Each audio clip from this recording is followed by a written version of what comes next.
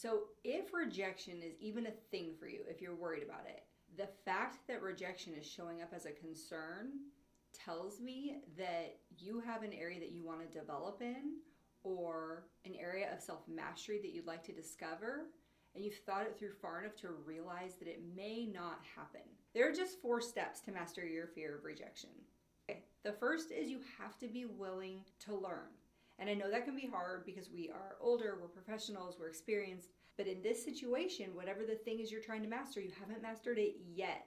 So we've got to be a learner in this situation. That's really, really important. If you think about little kids, they naturally know that they're learners. They expect to be corrected, they expect to be redirected, they expect their way not to work. But they're going to try, especially if it seems enticing or exciting. They're going to keep trying their ways, knowing that they might get kicked back to start and have to try something new again.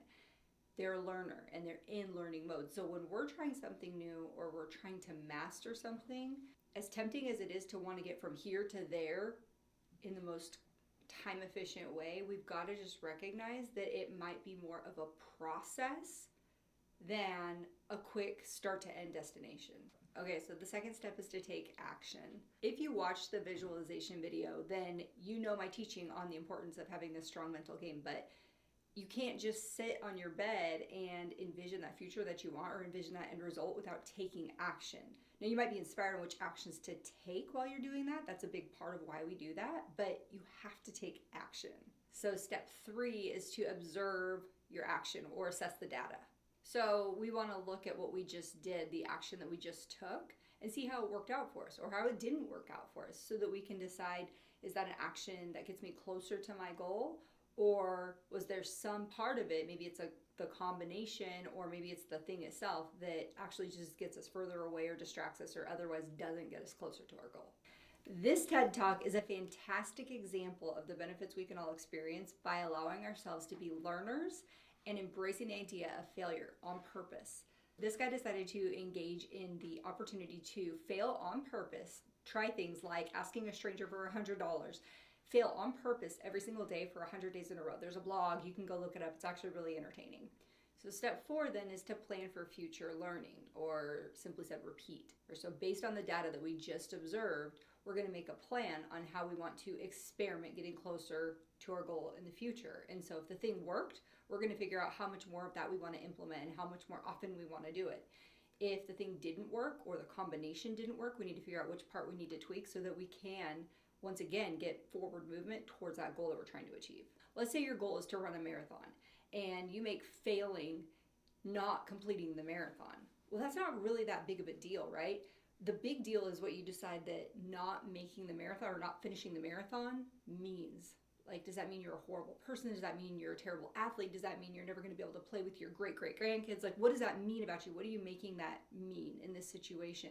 And we really need to get clear on that, because when it comes down to it, the mindset piece, that step 1, is the one that actually either gets us moving in the right direction and creates that sustainable motivation that we need to see things through that are processes, or it's the thing that holds us back, and sometimes we never even get started because we're just so terrified of whatever we've decided failure means or will mean about us. You can apply this to your life right now, and here's how. You just need to figure out, what is the thing that I'm working on, and what does success look like, and what is failure? And I really want you to question that, because missing the mark or finding out several ways that you don't get to that goal, is that really failure?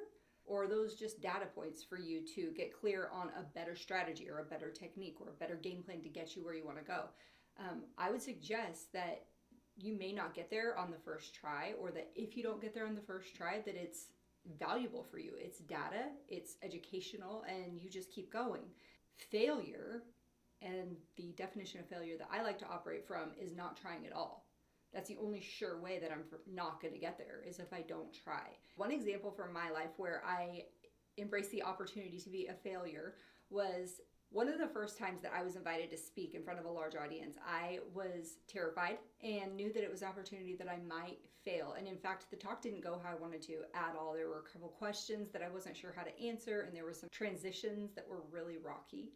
And at the end of it, I just felt terrible. I knew that I didn't meet my own expectations, and I was just sure that I hadn't met theirs. What was really strange was that after all this self-torture that I had engaged in, I received a really kind and warm message from the leader of that group, thanking me and telling me what a great experience it was for them and all of the positive feedback that he had received from the people there.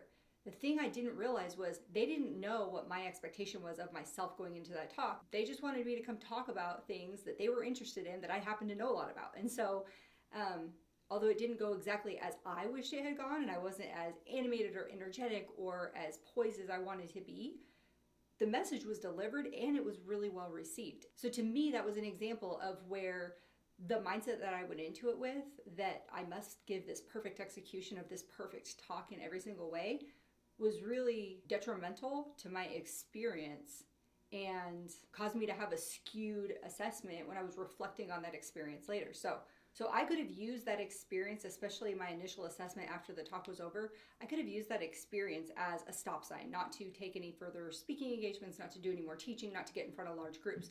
And in doing so, drastically changing my career path. So I had options. I could either choose to let that situation define how I did or did not continue down this career path, which includes a lot of teaching and speaking, or I could choose to follow the first 4 steps and become a learner, allow this to be a process for me.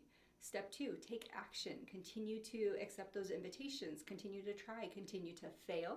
I can continue to observe what happens as I take action and use that data to make my plan to decide how I want to execute in the future. When you have a willingness to fail and you're willing to repeat these steps and get more cozy with the opportunity to fail and learn and try and go through processes, you expand your area of comfort. Rather than only being comfortable here where you're doing things that you know you can do that you've been doing for a really long time, you become comfortable in other situations where you may not know what you're doing, where you may get rejected, where you may say the wrong thing. I have a whole podcast about creating more comfort. It's actually episode number 11 of the Dental Brain Crops podcast. I'll put it in the comments below. But what I want to invite you to do is to decide on something that you're going to do this week to move toward discomfort, to approach the opportunity to fail when you know you probably will. And what you're looking for is to become a learner, take action, assess your data from that action, and use that data to make a plan on how you're going to move forward.